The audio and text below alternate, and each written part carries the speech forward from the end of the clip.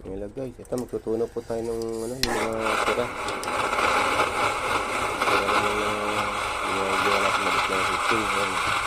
Kainitan ko muna yung ano, yung palayok para pag nilagay yung dust na mayroong borax saka salitre, pagkadikit-dikit na sila. Yan, pag pinuno mo siya, yan, dust yan, yung pinaka mga pinagkikilan, pinaglihan, pagsalugaran. Yan. Punahin po muna natin. Inano ko lang po sa inyo para po ma-isagurad ko sa inyo lahat ng mga kabuuan ng paggawa. Yan, yung pinakahuli na yan eh. Yung pinakahuli yung magtutunaw ng tira. Yan. Das. Mga platero. Yan. Punti lang po yan para ang inano ko lang ma-share ko po sa inyo para nakikita nyo po lahat ng paggawa. Yan, tinutunaw-tunaw ko lang po siya. Yan.